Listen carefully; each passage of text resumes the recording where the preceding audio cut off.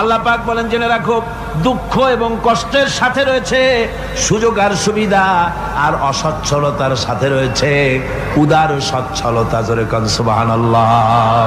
কাজে ভয় পাওয়ার কারণ নাই, হতাশ হওয়ার কারণ নাই। গুনাহ করেছো, হতাশ হয়ো না। যুবকদের গুনাহ করা স্বাভাবিক। ইউনিভার্সিটির ছাত্র, কলেজের ছাত্র, প্রফেসর, শিক্ষক, অফিসার ঘুষ খেয়েছেন, জিনা করা হয়েছে, মদ খাওয়া হয়েছে, মিথ্যা কথা বলা হয়েছে, যাই কিছু করেন না কেন ভয় পাওয়ার কারণ নাই, নিরাশ হওয়ার কোনো দরকার নাই। আল্লাহ পাক ডেকে বলেছেন, কুল ইয়া ইবাদিয়াল্লাযীনা আসরাফু আলা আনফুসিহিম লা তাকনাতু মির রাহমাতিল্লাহ। আমার আল্লাহ বলেন, ও নবী আপনি শুনায় দেন, হে আল্লাহর বান্দারা, তোমরা যারা নিজেদের উপরে বাড়াবাড়ি করেছো, নিজেদের উপরে জুলুম করেছো, অত্যাচার করেছো, আমি আল্লাহর রহমত থেকে নিরাশ হয়ে যেও না। মানুষ যদি অপরাধ করে, বাপের সাথে অপরাধ করেছে, মায়ের সাথে অপরাধ করেছে, মা বাবা সন্তানের চাইতে এত বড় কল্যাণকামী তো আর কেউ নাই, কিন্তু মা বাবা কোনোদিন বলে না আয় আমার ছেলে তোরে মাফ করে দেই, এরকম বলে নাকি? মন চায় ছেলে যদি মাপ চাইতো, খুশি হয়ে মাফ করে দিতাম, কিন্তু কেন যে আসে না, ডাকে না যে আয় মাফ করে দেই। মা বাপ আপনাকে এত ভালোবাসে, সেই মা বাপও আপনাকে বলে না যে আয় মাফ করে দেই। আমার আল্লাহ হচ্ছেন এমন আল্লাহ, আল্লাহ রাব্বুল আলামিন ডাকেন, এ বান্দা খুন করেছিস ফিরে আয়, জিনা করেছিস ফিরে আয়, হত্যা করেছিস ফিরে আয়, চুরি করেছিস ফিরে আয়, কুফরি করেছিস ফিরে আয়, সুদ খেয়েছিস, ঘুষ খেয়েছিস, মদ খেয়েছিস ফিরে আয়, এসে আমার দরবারে চোখের পানি ফেল, আমার দরবারে কাঁদাকাটি কর। ইন্নাল্লাহা ইয়াগফিরুয যুনুবা জামিআ ইন্নাহু হুয়াল গফুরুর রহিম। আমার দরবারে চোখের পানি ফেলে কান, আমি রব্বুল আলামিন জিন্দেগীর গুনাহ মাফ করে দেব। সুবহানাল্লাহ কোন, সুবহানাল্লাহ কোন। আমার কাছে কান, চোখের পানি ফেল। আল্লাহ রাব্বুল আলামিনের কাছে বান্দার দুইটা ফোঁটা বেশি প্রিয়। একটা হলো জিহাদের ময়দানে যে রক্ত ফোঁটা দেওয়া হয়, এটা আল্লাহর কাছে প্রিয়। আর আল্লাহর ভয়তে গুনার জন্য লজ্জা করে, অনুশোচনা করে বান্দা যখন চোখের পানি ছেড়ে দেয়, আল্লাহর কাছে এটা অত্যন্ত প্রিয়। নবীজি বলেছেন, বান্দা যখন গুনার ভয়তে, আল্লাহর ভয়তে, জাহান্নামের ভয়তে অনুশোচনা করে যখন চোখ দিয়া পানি ছেড়ে দেয়, ওই চোখের পানি নাকের অর্ধেক আসতে না আসতে আল্লাহ রাব্বুল আলামিন বান্দারে মাফ করে দেন। আল্লাহ বরদাস্ত করতে পারেন না যে বান্দা কান্দুক। আমার ভাইরা, আল্লাহ রহমত, এই পৃথিবীতে আল্লাহর রহমতকে 100 ভাগ করা হয়েছে। আল্লাহ রহমতের কত ভাগ? এই 100 ভাগের 1 ভাগ সারা পৃথিবীতে ছড়াই দেওয়া হয়েছে। আর 99 ভাগ কার কাছে? আল্লাহর কাছে। এজন্য আল্লাহ রাব্বুল আলামিন বলেছেন, নাব্বি ইবাদি আন্নি আনাল গফুরুর রহিম। আমার নবী সুসংবাদ দিয়ে দাও, বান্দাদেরকে শোনায় দাও যে আমি আল্লাহ তাআলা ক্ষমাশীল আর দয়াবান। হুজুর কাঁদতেছিলেন, হযরত ওমর রাদিয়াল্লাহু তাআলা আনহু এসে দেখেন হুজুর একা কাঁদতেছে। হুজুর জিজ্ঞেস করছেন, হযরত ওমর জিজ্ঞেস করলেন, হুজুর আপনি কাঁদেন কেন একা একা? হযরত ওমর বলেন, আমি যখন প্রশ্ন করলাম, নবীজি বললেন, আমার কাছে কিছু আগে জিবরাইল এসেছিলেন, জিবরাইল এসে আমাকে বললেন, আল্লাহ পাক বলেছেন, হে আমার নবী, ইসলামের ভিতরে থেকে যে সমস্ত মানুষগুলো ইসলামের ভিতরে থেকে চুল আর দাড়ি পাকায় দিছে, কিয়ামতের দিন এই লোকগুলারে আমি শাস্তি দিতে আমার শরম হবে। হযরত ওমর বলেন, হুজুর উম্মতের জন্য কত বড় খোশ খবর এটা, আর আপনি কাঁদতেছেন। হুজুর বলেন, ওমর তুমি জানো না আমার কান্নার কারণ ভিন্ন। আমার কান্নার কারণ হলো যে আল্লাহ রাব্বুল আলামিন কিয়ামতের দিন দাড়ি চুল পাকা বান্দারে শাস্তি দিতে শরম করবেন, সেই দাড়ি চুল পাকা বান্দাগুলি আল্লাহর সাথে নাফরমানি করতে শরম করে না। আমি এই লজ্জায় কাঁদতেছি ভাইরা। হুজুর আল্লাহ পাক বলেন, আমার নবী, রাতের আধারে যখন একটা বুড়া আমার দরবারে হাত উঁচু করে, একটা বুড়া মানুষ রাতের আধারে যখন আমার দরবারে হাত উঁচু করে আর যখন বলতে থাকে রব্বুল আলামিন, আমার পেছনের জীবনটা বড় খারাপ করেছি, এমন কোন কাজ জীবনে করি নাই যা তোমার কাছে কিছু দাবি করতে পারি, সব রকমের নাফরমানি করেছি, আজ আমি বুড়া হয়ে গেছি, কামাই করতে পারি না, ছেলে আমাকে চোখে দেখতে পারে না, পুত্রবধূ আমাকে ঘরে জায়গা দেয় না, আমার স্ত্রী আমাকে দেখতে পারে না, রোজগার করতে পারি না, হাঁটতে পারি না, চলতে পারি না, সবার কাছে আমি তিতা হয়ে গেছি, আমি দাঁড়াতে পারি না, কোমরে ব্যথা পাই, হাঁটুতে ব্যথা পাই, চলতে পারি না, কানে শুনতে পাই না, চোখে দেখতে পারি না, আর তোমার কাছে কিছু চাইয়া নেব এমন ভালো কাজও করি নাই। এইভাবে যখন বান্দা কাঁদতে থাকে আমার দরবারে, ও আমার হাবিব আমার রহমতের দরিয়ায় জোশ মেরে যায়, আমার শরম হয় এই বুড়াটারে কেমনে খালি হাতে ফিরাইয়া দেই। সুবহানাল্লাহ, সুবহানাল্লাহ। আমার আল্লাহর এত দয়া, আমার আল্লাহর এত মায়া, এত মহব্বত। আমার আল্লাহ রাব্বুল আলামিন বলেন, ওয়াইযা সালাকা ইবাদি আন্নী ফাইন্নী করিব। আমার হাবিব, আমার বান্দা আমার ব্যাপারে প্রশ্ন করে, আমি বান্দার একদম নিকটে। কোরআন শরীফের ভিতরে যত জায়গায় রাসূলকে বলা হয়েছে সুয়ালের কথা, আপনাকে প্রশ্ন করা হয়, আল্লাহ তার জবাব কুল এই কথা বলে জবাব দিয়েছেন। যত জায়গায় সুয়াল এসেছে, যেমন কোরআনে কারীমের মধ্যে আল্লাহ পাক বলেন, ওয়ায়াসআলুনাকা আনিল মাহিদ, মেয়েদের হায়েজ সম্পর্কে জিজ্ঞাসা করা হয়, কুল হিয়া আযা, হে নবী আপনি বলুন। এভাবে করে কুল দিয়ে জবাব দেওয়া হচ্ছে। আবার প্রশ্ন করা হচ্ছে, ওয়ায়াসআলুনাকা আনিল আনফাল, এই গনিমতের মাল সম্পর্কে হুজুর আপনাকে, হে নবী আপনাকে প্রশ্ন করা হয়। আল্লাহ কুল দিয়া জবাব দিলেন, আল্লাহ বলেন আপনি বলেন। ওয়ায়াসআলুনাকা আনিল খামরি ওয়াল মাইসির, আল্লাহ পাক বলেন নবী আপনারে প্রশ্ন করা হয়, কুল ফীহিমা ইসমুন কাবীর, আল্লাহ কুল দিয়া বললেন তুমি বলো। আবার বলা হলো, ওয়ায়াসআলুনাকা আনিল আহিল্লা কুল হিয়া মাওয়াকিতু লিন্নাস, ও নবী আপনাকে প্রশ্ন করা হয় চাঁদের ক্রমবর্ধমান এবং ক্রমহ্রাস, এই যে বাড়ে আর কমে, পূর্ণিমা হয় অমাবস্যা হয়, কেন হয় আপনি বলুন। কুল, আপনি বলেন এটা আমি অক্ত এবং সময়, বছর আর দিন গণনা করার জন্য পৃথিবীবাসীদের জন্য বিনা পয়সায় একটা ক্যালেন্ডার বানাইয়া আকাশে ঝুলাই রেখেছি। এভাবে যত জায়গায় এসেছে আপনাকে প্রশ্ন করা হয়, তত জায়গায় আল্লাহ জবাব দিয়েছেন কুল, আপনি বলেন। গোটা কোরআন শরীফের ভিতরে এই একটি মাত্র জায়গা যেখানে বলা হয়েছে আপনাকে প্রশ্ন করা হয়, আল্লাহ এখানে বলতে পারতেন কুল আপনি বলেন, আল্লাহ তোমাদের নিকটবর্তী, এভাবে জবাব হয় নাই।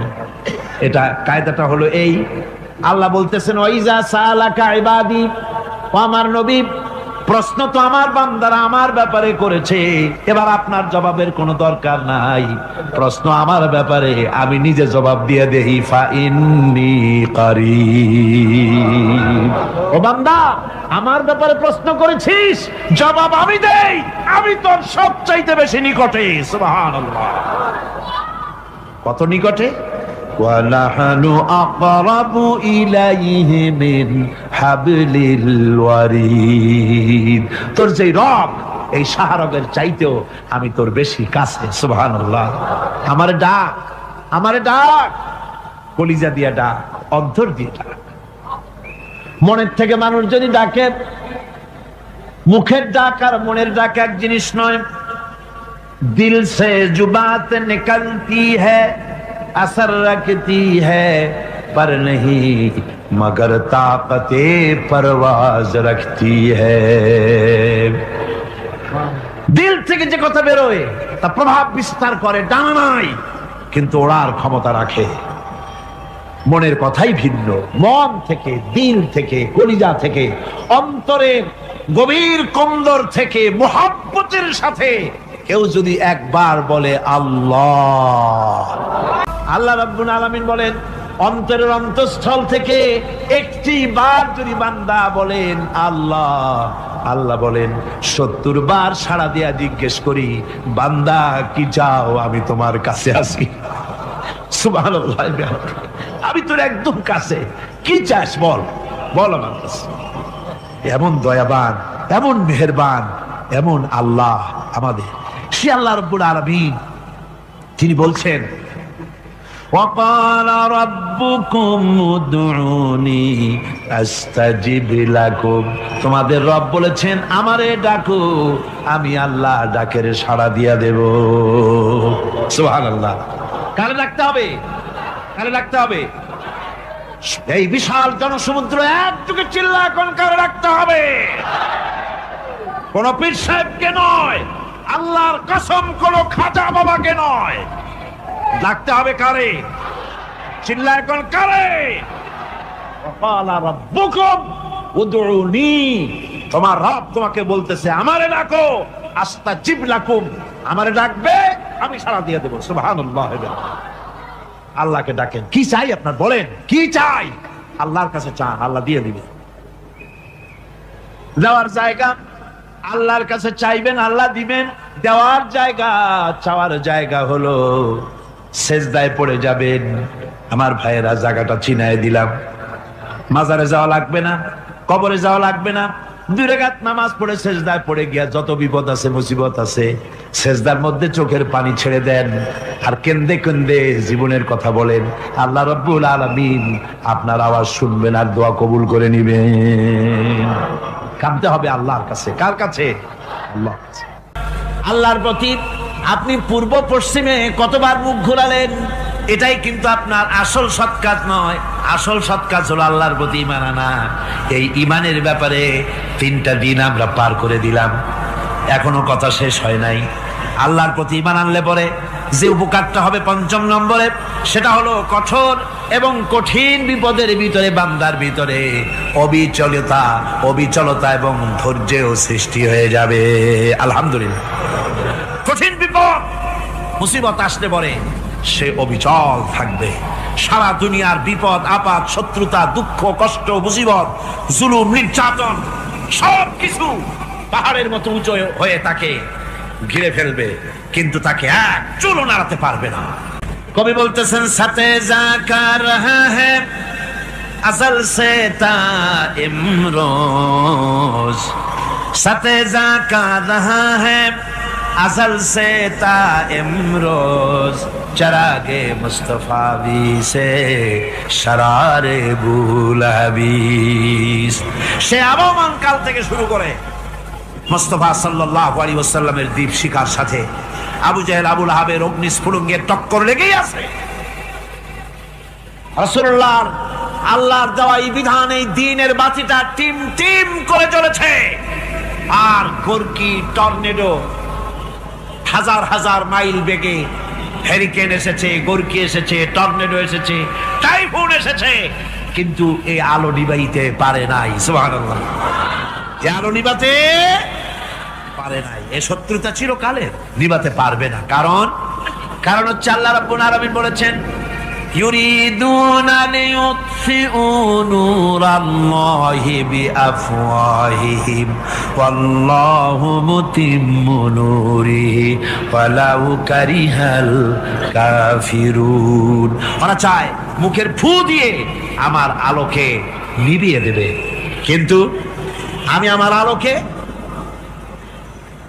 পূর্ণতা দান করব। তাতে কাফের বেঈমানদের কলজায় যত জ্বালা যন্ত্রণা হোক, আমার দিন কেউ মিটাই দিতে পারবে না। সুবহানাল্লাহ।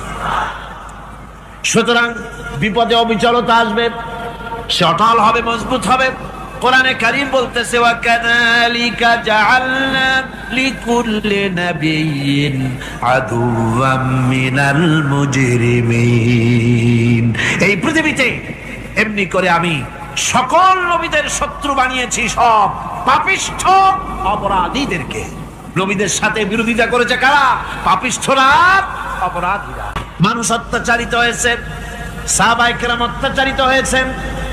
বুখারী শরীফের হাদিসে এসেছে রাসূল করিম সাল্লাল্লাহু আলাইহি ওয়াসাল্লামের কাছে হযরতে খাব্বাব গিয়ে উপস্থিত হয়েছিলেন।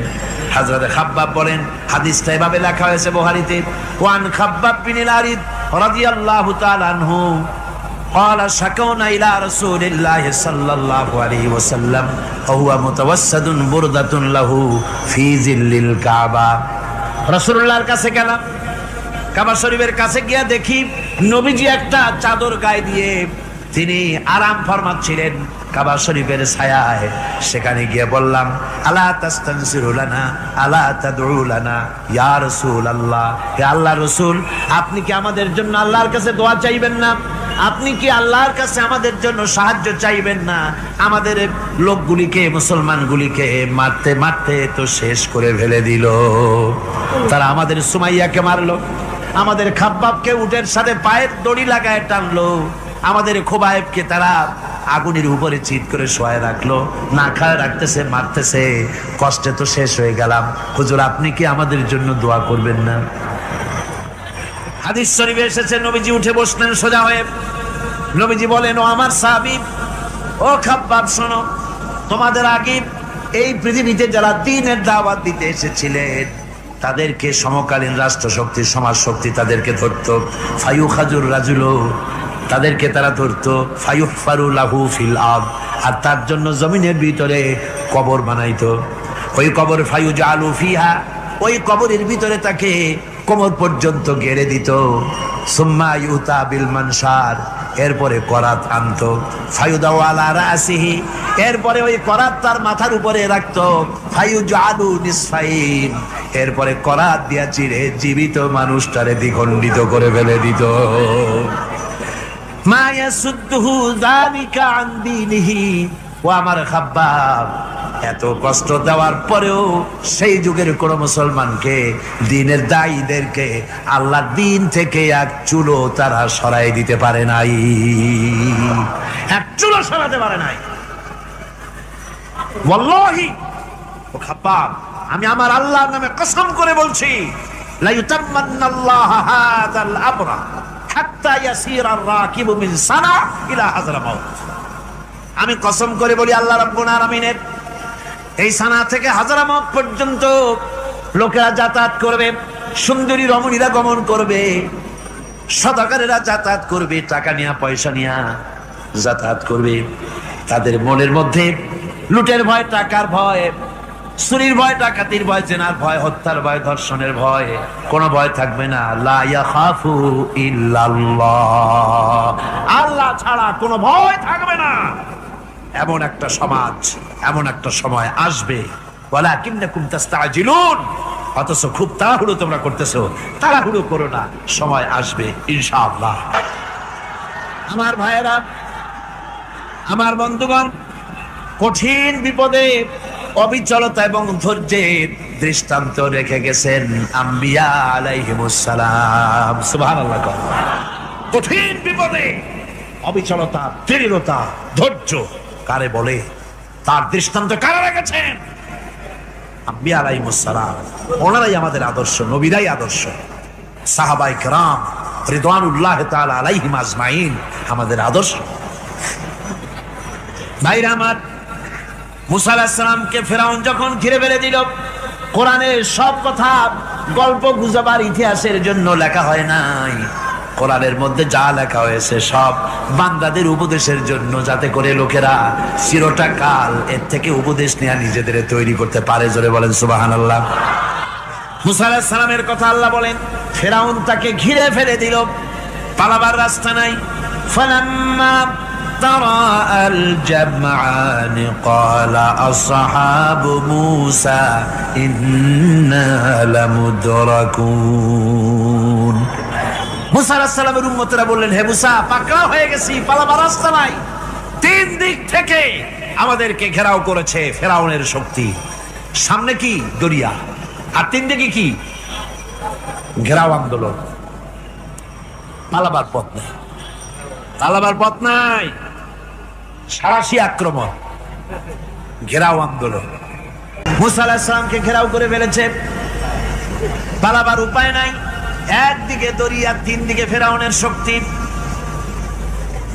এই যে ঘেরাও টেরাও মানে নতুন তো না, ধর্মঘট নতুন না, পুরানা জিনিস।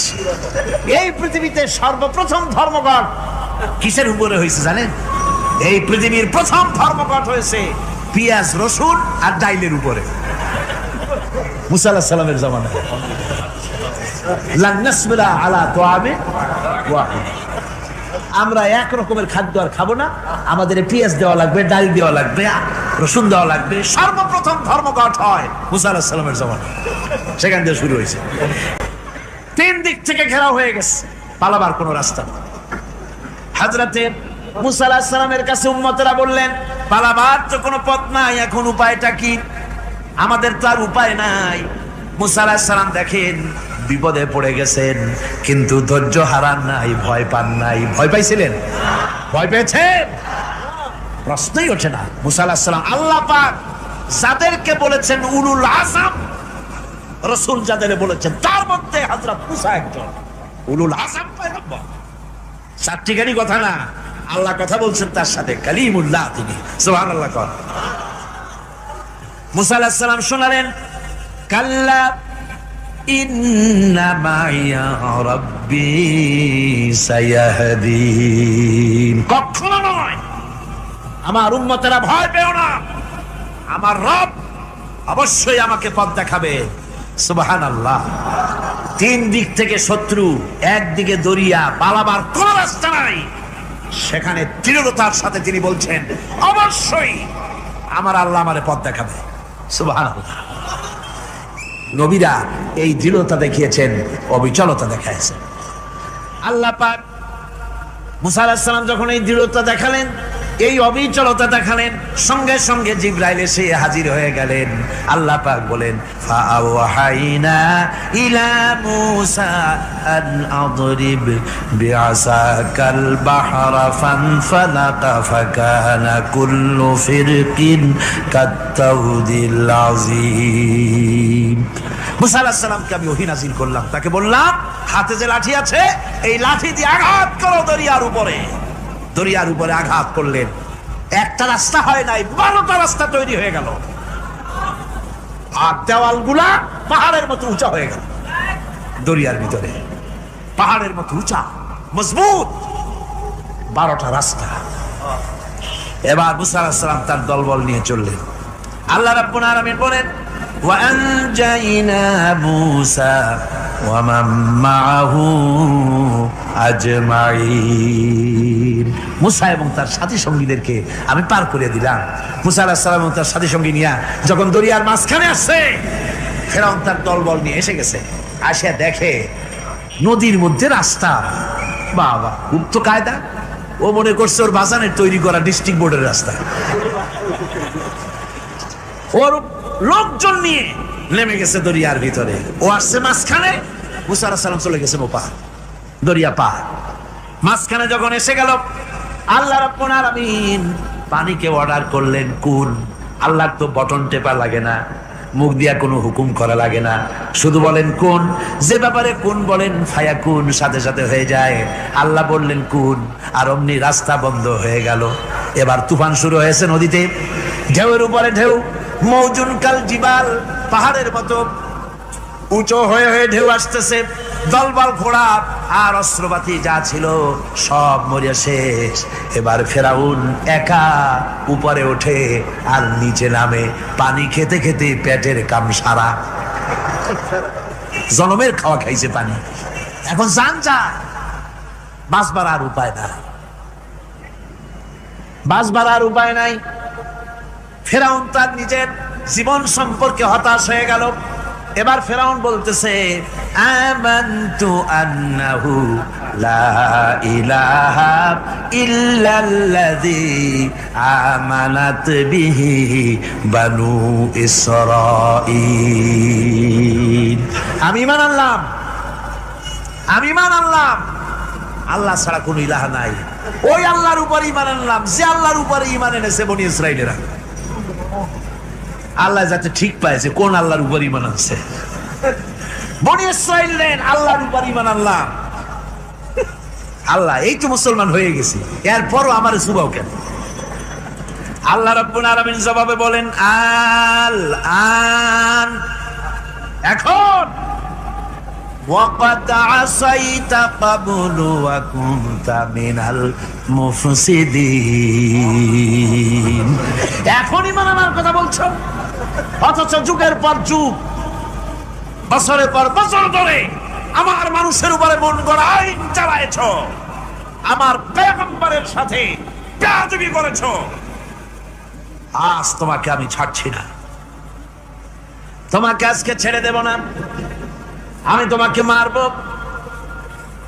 আর সমস্ত প্রাণীগুলিকে, স্থলচর প্রাণীগুলিকে আল্লাহ পাক অর্ডার দিয়া দিলেন, এই ফেরাউনের লাশকে ডুবাবি না, পচাবি না, খাবি না। আলিয়াউমা নুনাজ্জিকা বিবাদানিক, আমি তোমার শরীরে বাঁচায় দেব। পোকে খাবে না, পানিতে পচবে না, মাছে খাবে না, কুমিরে খাবে না, দুনিয়ার কোনো পশুতে খাবে না। আমি তোরে শুটকি বানাইয়া রাখবো, যাতে করে দুনিয়ার সমস্ত ফেরাউন যত যুগে যুগে আসে তোরে দেখে যেন হেদায়েত নিতে পারে। ফেরাউনকে আল্লাহ শুটকি বানায় রাখছে। আমি ফেরাউনদের লাশ দেখেছি ব্রিটিশ মিউজিয়ামে। ফেরাউন তো একটা না, অনেকগুলা। আসলটারে অবশ্য দেখিনি। ব্রিটিশ মিউজিয়ামে ওই ফেরাউনগুলার লাশ যখন অসুবিধা হয়, মমিগুলি, তখন ইংল্যান্ডে নিয়ে যায় চিকিৎসা করাবার জন্য। চোখ টোক আছে গর্তের ভিতরে, তারপরে চামড়া টামড়া হাড়ের সাথে মিশানো, ওইভাবে চেহারা দেখলে মনে হয় যে সত্যি ফেরাউনিগুলা। আর ব্রিটিশের কাম মিশর থেকে নামছে এমন কোন জিনিস নাই।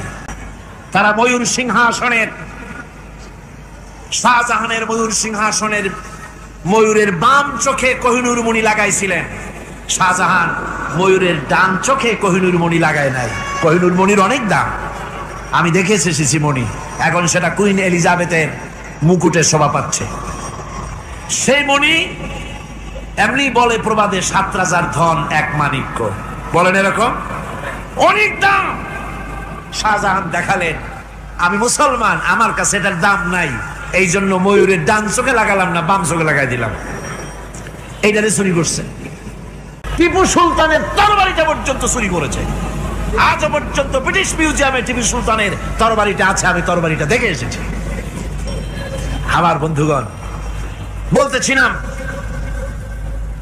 যে পৃথিবীতে আল্লাহ রাব্বুল আলামিন নবীরা তাদের চরিত্র দিয়ে বিপদের মোকাবেলা করে, দুনিয়ার সামনে কঠিন বিপদের মোকাবেলা করে অবিচলতা, দৃঢ়তা দেখায় গেছেন যে কেমন করে এই পৃথিবীতে বিপদের সামনে মোকাবেলা করতে হয়।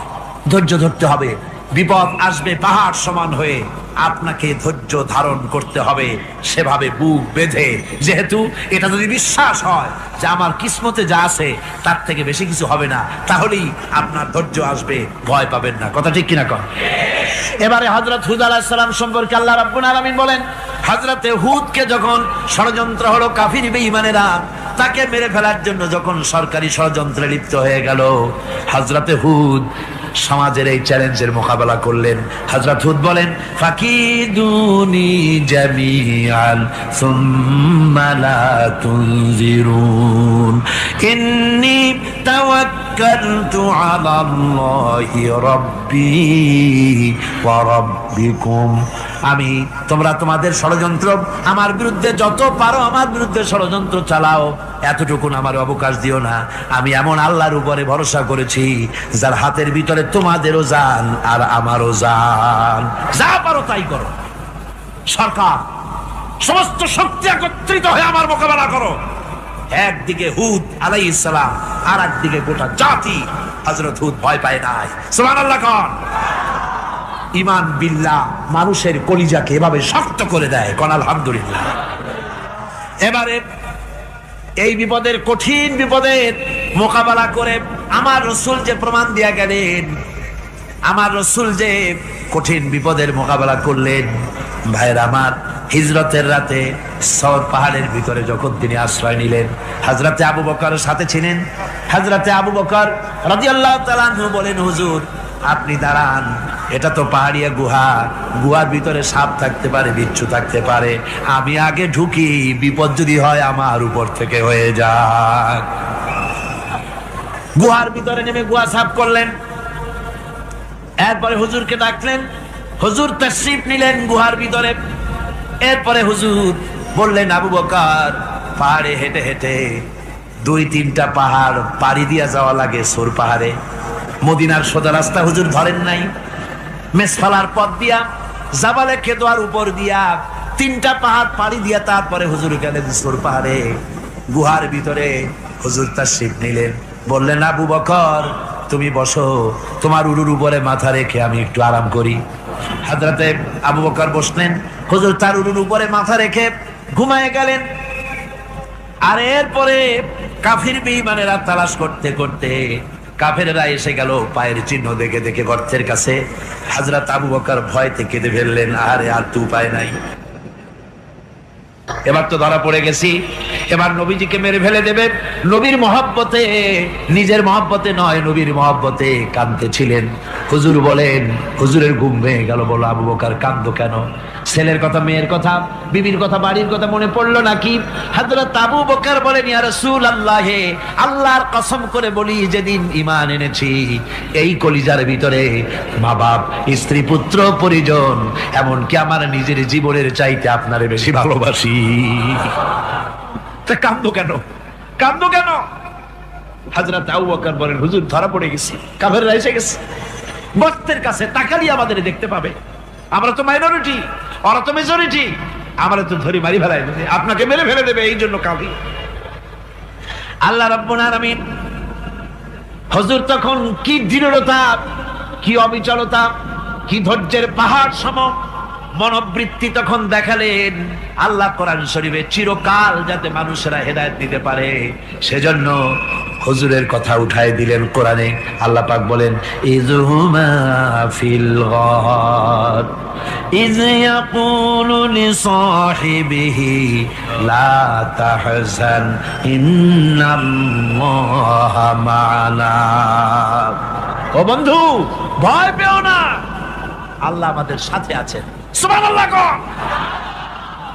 আল্লাহ আমাদের সাথে আছেন, আমরা মাইনরিটি নই, আমরা মেজরিটি।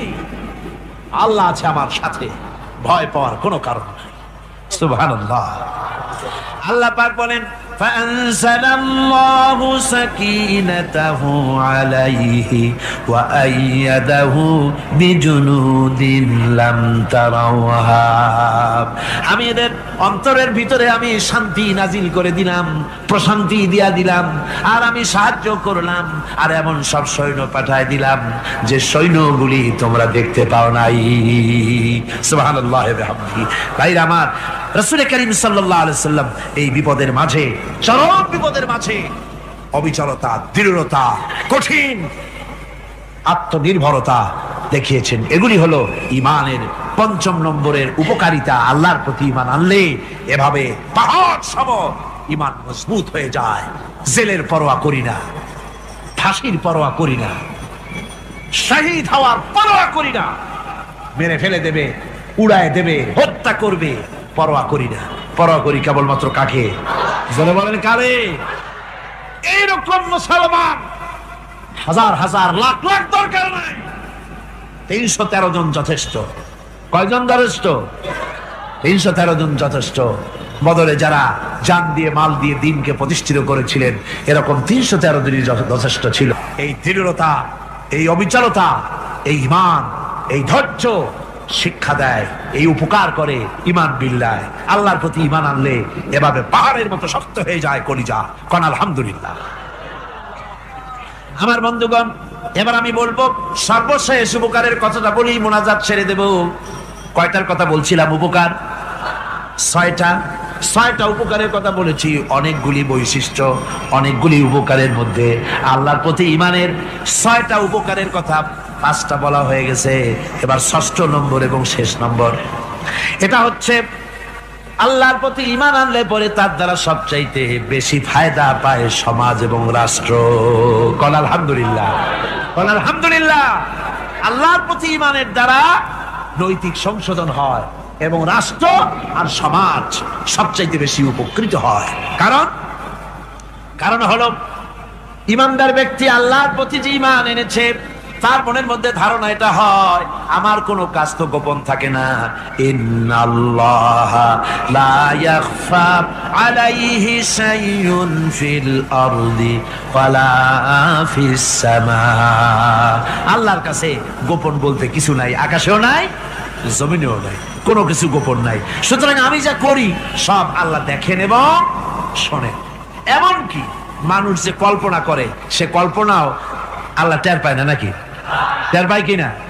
وَإِن تُبْدُوا مِنْ أَنفُسِكُمْ أَوْ تُخْفُوهُ يُحَاسِبْكُم بِهِ اللَّهُ। মনের ভিতরে যে কল্পনা করো, আল্লাহ পাক বলেন এই কল্পনারও হিসাব আমি রব্বুল আলামিন তোমার কাছ থেকে নেব। ফায়ুআযযিবু মান ইয়াশাউ, যারে খুশি শাস্তি দেব আর যারে খুশি আমি maaf করে দেব। জোরে বলেন সুবহানাল্লাহ। ফায়াগফিরু লিমান ইয়াশা ওয়া ইউআযযিবু মান ইয়াশা, যারে খুশি maaf করব, যারে খুশি শাস্তি দেব, কল্পনারও হিসাব নেব। এই কথা মুমিনের যদি জানা থাকে তাহলে আর তার কোনো চিন্তা থাকে না, তার নৈতিক চরিত্র ভালো হয়ে যায়। কোন সুবহানাল্লাহ। আমার বন্ধুগণ, ঈমানদার লোক আল্লাহর প্রতি ঈমান আসলে পরে সমাজ উপকৃত হয়, রাষ্ট্র উপকৃত হয়ে যায়। যেহেতু বান্দা জানে আমি দায়িত্বহীন কোনো কথা বলতে পারবো না, দায়িত্বহীন কোনো কাজ করতে পারবো না। আল্লাহ পাক বলেছেন মা ইয়ালফিযু মিন কাউলিন ইল্লা লাদাইহি রাকীবুন আতীদ। বান্দা এমন কোনো কথা বলে না যে কথা আমার ফেরেশতারা রেকর্ড করে না রাখে। কাজী মুমিন ব্যক্তি আল্লাহর ভয়তে দায়িত্বহীন কথা বলবে না। আমার বন্ধুগণ, আল্লাহ রাব্বুল আলামিন তার বান্দা যারা আল্লাহকে ভয় করে, সে ভয় করা বান্দাগুলির মনের মধ্যেই চিন্তা এসে যায় আমি যেখানে থাকি না কেন আল্লাহ আমাকে দেখতেছেন, শুনতেছেন। হযরত ওমর রাদিয়াল্লাহু তাআলা আনহু রাতের আধারে শেষ রাত্রে ঘুরতেছিলেন, দেখেন এক বাড়িতে কথা হচ্ছে, কথাবার্তার আওয়াজ পাওয়া যায়। মনে করলেন কোনো অসুখ বিসুখ নাকি। ঘরে গিয়ে কান পাচ্ছেন দেওয়ালের সাথে, শুনতে পাচ্ছেন ভিতরে বুড়ি মা তার মেয়েকে বলছে, এই মেয়ে ওঠ, উঠের দুধ দোয়াই নিয়ে আসছি, এর মধ্যে পানি মিশা, তারপর সকালে বাজারে নিয়ে যা। মেয়ে বলছে, মা এই কামটা আমি পারবো না। কেন পারবি না? হযরত ওমর ফরমান জারি করেছেন, দুধে পানি মিশাতে নিষেধ করেছে, কাজে এই কাজটা আমি পারবো না। আরে বেটি, আমিরুল মুমিনিন দেখ এখন কোথায় যাই ঘুমাই আছে, সে কি দেখতেছে নাকি যে পানি মিশাই না কি মিশাই? মেয়ে বলতেছে, মা আমিরুল মুমিনিনকে ফাঁকি দেওয়া যেতে পারে, তার পুলিশ বাহিনীকে ফাঁকি দেওয়া যেতে পারে, কিন্তু আল্লাহ রাব্বুল আলামিনের চোখকে ফাঁকি দেওয়া যাবে না। হযরত ওমর এই কথা শুনে বাড়ি চলে গেলেন আর নিজের ছেলেকে ডেকে বললেন, ছেলে আমার, অমুক জায়গায় একটা বাড়ি আছে, সেখানে একটা যুবতী মেয়ে আছে, ওই মেয়েটার বিয়ে হয়েছে কিনা শোনো, যদি বিবাহ না হয়ে থাকে তুমি তোমার নিজের বিয়ের প্রস্তাব দাও।